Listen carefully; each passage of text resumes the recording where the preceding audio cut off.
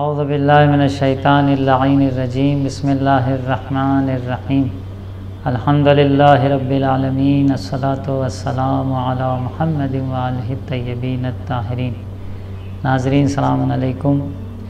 ماہ مبارک رمضان برکتوں کا مہینہ، رحمتوں کا مہینہ، اللہ کی برکتوں اور رحمتوں کے نزول کا مہینہ قریب ہے، اور ہمیں چاہیے کہ خود کو ماہ مبارک رمضان کے لیے آمادہ اور تیار کریں۔ ماہ مبارک رمضان کہ جس کی بہت زیادہ عظمت اور بہت زیادہ فضیلت ہے، ہماری روایات میں جس کی طرف اشارہ ہوا ہے۔ دیکھیے، روزہ جو واجب کیا گیا ہے اس میں بہت سی حکمتیں چھپی ہوئی ہیں، بہت سی وجوہات ہیں جس کی وجہ سے اللہ نے انسان پر روزہ واجب کیا ہے۔ ایک حکمت وہی ہے کہ جسے قرآن نے اشارہ کیا کہ یا ایھا الذین آمنوا کتب علیکم الصیام کما کتب علی الذین من قبلکم لعلکم تتقون۔ ایک حکمت یہی ہے کہ ہم تقوی الہی اختیار کریں۔ متقی بننے کے لیے، پرہیزگار بننے کے لیے ہمیں روزہ رکھنا ہوگا، یعنی روزہ بھی ہمیں تقوی کی طرف لے جاتا ہے اور اللہ کی بندگی کی طرف لے جاتا ہے۔ گرچہ روزے کے واجب ہونے کی اصل جو حکمت ہے اور علت جو ہے وہ روایات میں بیان ہوئی ہے۔ حدیث ہے امام حسین علیہ السلام سے کہ آپ سے جب پوچھا گیا کہ روزہ کیوں واجب ہوا ہے تو آپ نے فرمایا کہ لما سئل عن علت وجوب الصوم، جب پوچھا گیا کہ روزہ کیوں واجب ہوا ہے تو آپ نے فرمایا کہ لیجد الغنی مس الجوع، جو مالدار افراد ہیں وہ بھوک کا احساس کریں، بھوک کی سختی کو ترک کریں، فیعود بالفضل علی المساکین، اور جب انہیں بھوک کی سختی کا احساس ہوگا، بھوک اور پیاس کا احساس ہوگا تو پھر وہ مساکین پر، ضرورت مندوں پر، غریبوں پر، فقراء پر احسان کریں گے اور ان کے اوپر انفاق کریں گے۔ تو ایک وجہ روزے کے واجب ہونے کی یہی ہے کہ جب مالدار اور غریب دونوں ایک ہی صنف میں آ کر دونوں بھوکے رہیں گے، دونوں دن بھر کچھ نہ کھائیں گے نہ کچھ نہ پئیں گے، اور گویا ایک جہتی کا پیغام دیں گے کہ گویا چاہے مالدار ہو یا غریب ہو، دونوں ایک طرح سے زندگی گزار رہے ہیں، صبح سے شام تک بھوکے رہ رہے ہیں۔ تو انسان جو مالدار ہے اس کو احساس ہوگا کہ بھوک کیا چیز ہوتی ہے اور پیاس کیا چیز ہوتی ہے، اور اس کے علاوہ دوسری بھی سختیاں جو ہیں۔ آج کے زمانے میں بھوک اور پیاس کا مسئلہ کم ہے، لیکن دوسری جو ضروریات ہیں، خود مالدار کے لیے سختی کا تحمل کرنا، مشکلات کا اٹھانا سبب بنتا ہے کہ وہ اپنے سے جو نیچے افراد ہیں، جو غریب ہیں، جو ضرورت مند ہیں، جو پریشانیوں میں زندگی گزارتے ہیں، ان کی طرف توجہ کریں۔ تو بے شک روزہ وہ چیز ہے جو ہمیں تقوی الہی اور بندوں کا خیال رکھنے کی طرف لے جاتا ہے۔ اس لیے ماہ رمضان کے روزے سے ہم غافل نہ ہو۔ اگر ہم روزہ رکھتے ہیں تو ہم اپنی زندگی کے بہت سے امور میں جس کو ہم نے ابھی تک اصلاح نہیں کیا ہے، اصلاح کرنے کی توفیق اور سعادت ہمیں نصیب ہوگی۔ حدیث مختلف ہیں روزے کے بارے میں، روزے کا فائدہ کیا ہے۔ دیکھیے، ایک شخص جب روزہ رکھتا ہے تو سب سے پہلی چیز تو صحت کا مسئلہ ہے کہ روزہ رکھنے سے انسان کی صحت بنتی ہے۔ صوموا تصحوا، حدیث میں ہے کہ روزہ رکھو تاکہ صحت مند بنو، اور سائنس کے اعتبار سے بھی سال میں کچھ دن بھوکے رہنا انسان کے لیے فائدہ مند ہے، صحت کا باعث ہے۔ تو یہ اللہ نے اگر روزہ ہم پر واجب کیا ہے تو اس میں حکمتیں چھپی ہوئی ہیں۔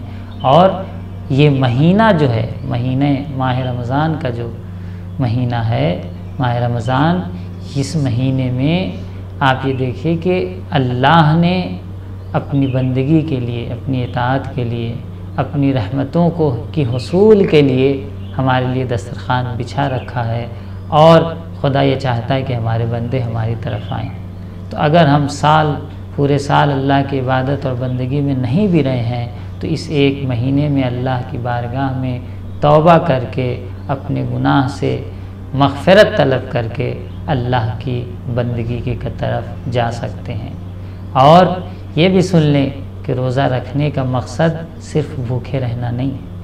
بہت سے لوگ یہ سوچتے ہیں کہ صبح سے شام تک ہم بھوکے رہ لیں اور گویا ہم نے روزے کا جو مقصد ہے وہ ادا کر لیا۔ نہیں، روزے کا مقصد بے شک بھوکے رہنا، بھوکا اور پیاسا رہنا انسان کے لیے واجب ادا کرنے کا باعث بنے گا کہ اس کا جو واجب ہے اس نے ادا کر لیا ہے، لیکن حقیقت روزہ میرے عزیزوں یہ ہے کہ ہمارا تمام وجود روزے سے ہو، زبان بھی روزہ ہو، کان بھی روزہ ہو، آنکھیں بھی روزہ ہوں، ہاتھ اور پیر بھی روزہ ہوں، یعنی آنکھوں سے کوئی حرام کام نہ کریں، کانوں سے غیبت نہ سنیں، زبان سے کسی کی برائی نہ کریں، ہاتھوں سے کسی پر ظلم نہ کریں، پیر سے کسی غلط کام کی طرف نہ جائیں۔ جب ہمارا تمام وجود روزے کی طرف جائے گا، اللہ کی عبادت کی طرف جائے گا، تو یہ ایک مہینہ انسان کو اپنے کے لیے، اپنے کو اصلاح کرنے کے لیے، اللہ کی بندگی کرنے کے لیے کافی ہے کہ انسان اس طریقے سے اللہ کی بندگی کی طرف جائے، کیونکہ جو شخص 30 دن تک کوئی عمل قاعدے سے انجام دے گا اور پابندی سے انجام دے گا، یقیناً اسے توفیق ہوگی کہ پورے سال پھر وہ اپنے امور کی اور اپنے اعمال کی اصلاح کرے۔ تو روزہ صرف اور صرف بھوکے رہنا نہیں ہے۔ ہماری تاریخ میں یہ بھی ملتا ہے کہ ایک خاتون تھی اور پیغمبر گرامی اسلام گزر رہے تھے، کہا کہ یہ خاتون روزہ ہیں، تو پیغمبر نے کہا تم روزہ ہو؟ کہا میں روزہ ہوں۔ کہا تم کیسے روزہ ہو جبکہ تم نے گوشت کھا رکھا ہے؟ کہا نہیں، میں نے گوشت نہیں کھایا ہے۔ کہا تم الٹی کرو۔ جب الٹی کیا تو گوشت کے ٹکڑے باہر آئے، تو اس نے پوچھا، کیونکہ پیغمبر ہیں، معصوم ہیں، تجسم اعمال جو ہمارے یہاں ہے کہ ہمارے اعمال، جو اعمال کی سزا ہے یا جو اعمال کو جس چیز سے تشبیہ کی گئی ہے، ہمارے اعمال اس طریقے سے مجسم ہو سکتے ہیں اور ہوں گے قیامت کے دن۔ تو رسول گرامی اسلام نے اپنی قدرت اور عصمت کے بنیاد پر، اپنی طاقت کی بنیاد پر یہ دکھلایا کہ دیکھو تمہارے اعمال کس طرح سے مجسم ہوتے ہیں، اور کہا کہ تم الٹی کرو۔ جب اس نے الٹی کیا تو گوشت نکلا۔ کہا تم نے غیبت کی ہے، اور غیبت قرآن کیا کہتا ہے کہ اگر تم نے غیبت کی اپنے بھائی کی تو تحب ان یاکل لحم اخی میتۃ فکرہتموہ، کیا کوئی یہ چاہتا ہے کہ اپنے بھائی کا گوشت کھائے جبکہ وہ مردار ہے؟ تو ایسا نہیں کرتا۔ غیبت کرنے والے کی مثال اپنے بھائی کا گوشت کھانے کی مثال کی طرح دی گئی۔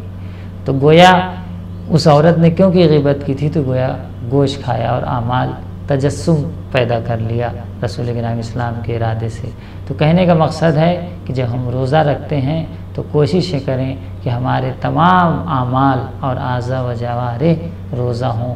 روزے کے بہت سے فوائد ہیں، روایات میں اور بھی روزے کے بارے میں، مثلا حدیث میں ملتا ہے کہ جیسا کہ میں نے اشارہ کیا، چھٹے امام جعفر صادق علیہ السلام فرماتے ہیں کہ انما فرض اللہ الصیام لیستوی بہ الغنی والفقیر، اللہ نے روزے کو اس لیے واجب کیا ہے تاکہ فقیر، غریب اور مالدار کو برابر کر سکے، جیسا کہ اس روایت میں بھی اشارہ تھا۔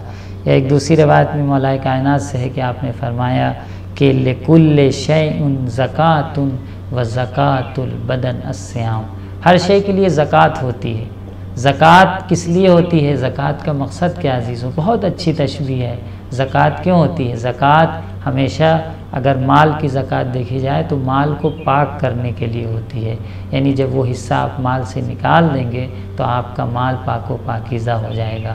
تو جس طریقے سے مال سے زکوٰۃ نہ نکالیں تو آپ کا مال پاک نہیں ہوگا، پاک و پاکیزہ نہیں ہوگا، اس کے اندر برکت نہیں آئے گی۔ زکوٰۃ برکت کے لیے ہوتا ہے۔ اسی طرح جو ہمارا وجود ہے، ہمارا جسم ہے اور جو ہماری صحت ہے، اس کے لیے بھی ایک زکوٰۃ ہے۔ اگر ہم زکوٰۃ نکالتے ہیں تو پھر ہمارے بدن میں، ہمارے جسم میں سلامتی اور برکت اور بڑھے گی۔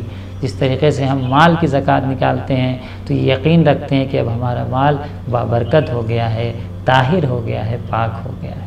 اسی طریقے سے جب ہم روزہ رکھتے ہیں تو گویا ہم نے اپنے بدن کی زکوٰۃ نکال دی ہے، اور جب بدن کی زکوٰۃ نکال دیں گے ہم تو گویا ہمارا بدن بابرکت ہو گیا ہے، پاک ہو گیا ہے، بلاؤں سے، مصیبتوں سے، طرح طرح کی بیماریوں سے ہمارا بدن جب اس زکوٰۃ کے ذریعے، جو روزہ ہے اس کی زکوٰۃ ہے، اگر ہم اس کی زکوٰۃ کو ادا کریں گے تو طرح طرح کی بیماریوں سے بھی ہمارا بدن محفوظ رہے گا۔